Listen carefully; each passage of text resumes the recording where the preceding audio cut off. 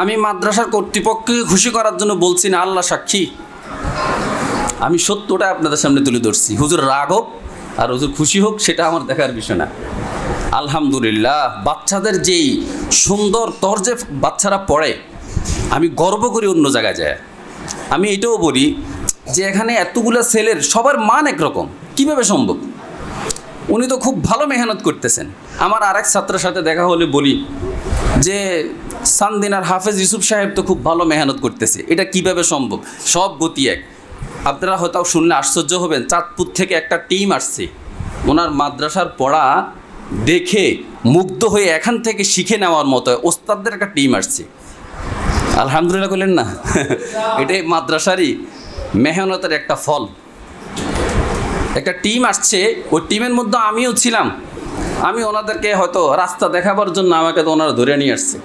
ওনারা জানতে পারছেন যে মাদ্রাসা যে পড়ার প্রসেস পদ্ধতি খুবই সুন্দর। কথা বোঝেন নাই? খুবই সুন্দর। বাচ্চাদের তেলাওয়াত করছে, আশা করি শুনছেন।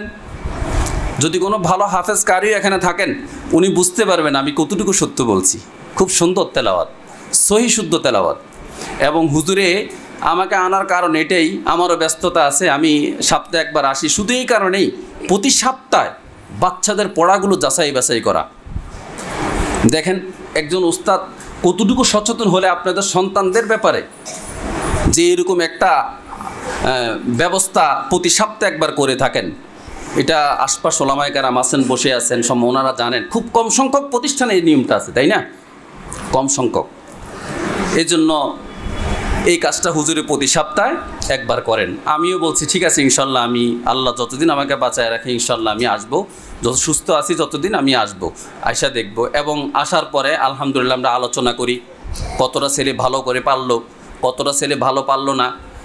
খুব কমই আলোচনা হয় পারলো না, বেশিরভাগ আলহামদুলিল্লাহ আরও উন্নত করার জন্য, ভালো তো পারেই, আরও উন্নত করার জন্য আমরা আলোচনা করে তারপরে ক্লাস শেষ করে আমি বিদায় নিই।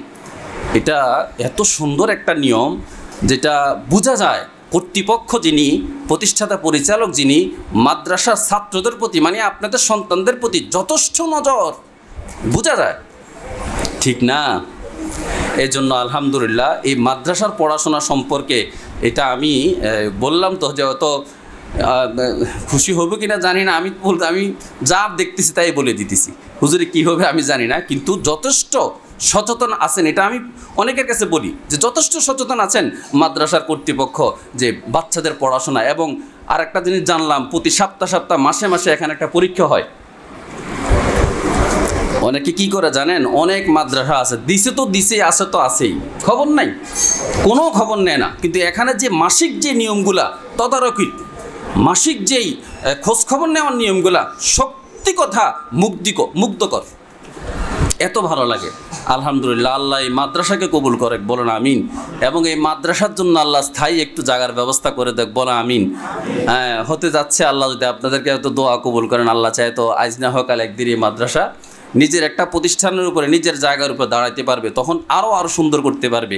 আল্লাহ যেন ওনার এই উদ্যোগ বা ওনার এই আশাকে আল্লাহ কবুল করেন, বলেন আমিন।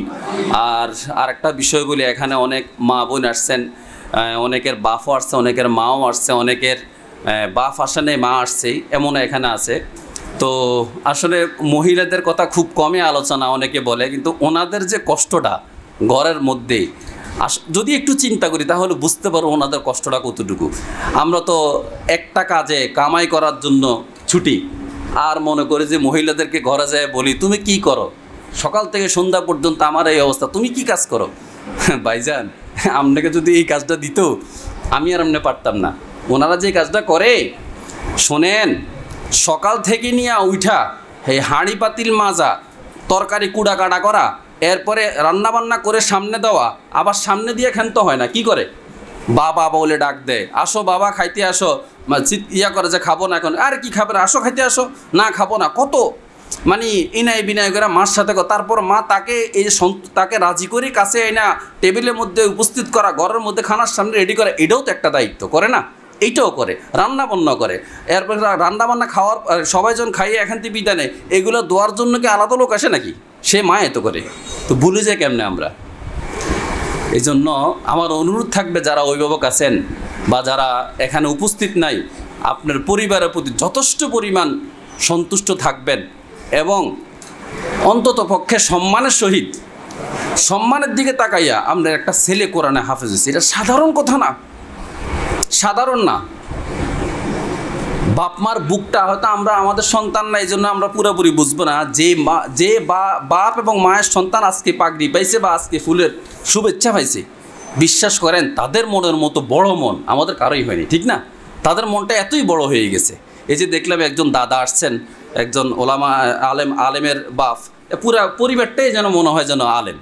অথচ দেখেন এই যে গাইডলাইনটা আল্লাহ তাআলা, এই যে একটা সুন্দর একটা যেই জন্য দুনিয়াতে আসা আর যে কাজ করা, এগুলোই তো পাওয়া যাইতেছে প্রকাশ, তাই না? প্রকাশ পাওয়া যাইতেছে, এইটাই যেন আমাদের কাজ হয়।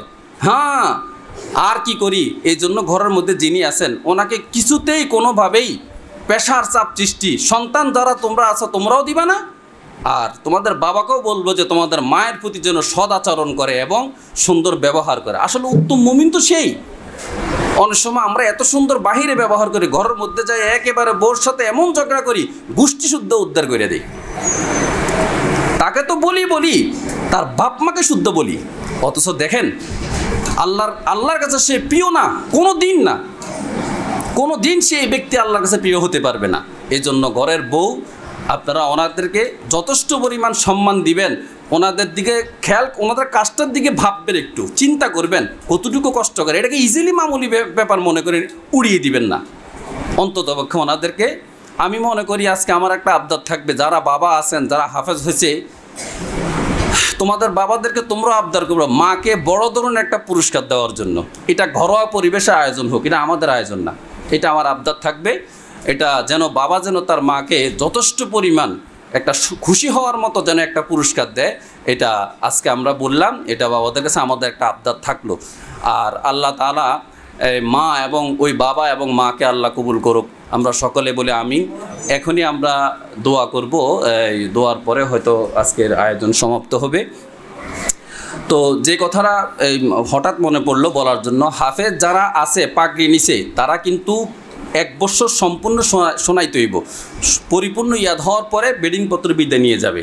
এখন কেউ এটা করবেন না। আবার আর একটা কী করে জানেন, আর একটা ভুল ধরে দিই, যে কে কোত্থেকে শুনছে জানি না, আমরা এত বছর ফলাফল আমরাও করতে পারতাম না, কোত্থেকে নিয়ে আসছে। কি বলে, এক জায়গায় পড়লে আর এক জায়গায় শোনাইতে হয়। এটা কই পেয়েছে নিয়ে এক জায়গায় পড়লে আর এক জায়গায় শোনাইতে হয়, এটা কই, এটা তো জানি না। বরং আল্লাহ মাফ করুক, ভালো একটা মাদ্রাসায় আসছেন আলহামদুলিল্লাহ, যদি এমন একজন ভালো ওস্তাদের কাছে যদি পড়াইতে না পারেন, আর যদি কোনো একটা ওস্তাদের কাছে এরকমভাবে পড়লো, তাহলে যা পড়ছে সব যাবে, বিশ্বাস করেন না করেন। এই জন্য আমি আপনাদেরকে আস্থার জন্য বলতে পারি, বর্তমান এখন বড় মসজিদে যিনি তারাবি পড়ান, এই বছর যিনি নিয়োগ হয়েছেন, আরও উনি অনেক বছর পড়াইছেন, মাঝখানে কিছুদিন পড়াননি উনিই ছিলেন। ওই বড় মসজিদ হাজীগঞ্জ 7,000, 8,000, 9,000 মানুষ হয়। এই বড় মসজিদের ইমামের সাথে আমাদের এই হুজুরে তারাবি, এই মাদ্রাসার প্রতিষ্ঠাতা যিনি, উনি তারাবি পড়াইছেন। তার মানে কি বোঝেন, ওনার হেফজের যোগ্যতা, হাফেজের যোগ্যতা সম্পর্কে যাচাই করার দরকার নাই। এটা আমি যেটা বলি, ওনাকে আরও একটা বিষয় হলো, চাঁদপুর জেলার মধ্যে উনি হাফেজ আব্দুল হক সাহেব হুজুরের কে না চিনেন, সবাই ওনাকে চিনে। ওনার উত্তীর্ণে, ওনার সামনে পরীক্ষা দিয়ে শত শত হাজার ছাত্রের মাঝে উনি ফার্স্ট হয়েছেন চাঁদপুর জেলার মধ্যে। এই পুরস্কার আইজও আমাদের মাদ্রাসা আছে। আমি কিছুদিন আগে হোয়াটসঅ্যাপে ওনার একটা পাঠাইছি, ওনার একটা ক্র্যাশের একটা ছবি পাঠাইছি, এটা হুজুরি পাইছেন। তো এত মানসম্মত হাফেজ থাকা সত্ত্বেও উন্নত নেওয়া, তো এটা ভুল হবে, আপনাদের অনেক বড় ভুল হবে। বরং অন্য জায়গায় শেষ করলে এখানে শোনাইতে পারলে ভালো হবে। তাও কি এই 1 বছর ওই অন্য মাদ্রাসার থেকে আসলে 1 বছরে পারবে বলে মনে হয় না। হ্যাঁ, যদি কোনো ভালো প্রতিষ্ঠানে পড়ে থাকে তাহলে সেটা ভিন্ন ব্যাপার, আর না হয় সাধারণত আশপাশ মাদ্রাসাগুলোর চেয়ে এই মাদ্রাসার পড়াশোনার মান সম্পূর্ণ ভিন্ন, সম্পূর্ণ আলাদা।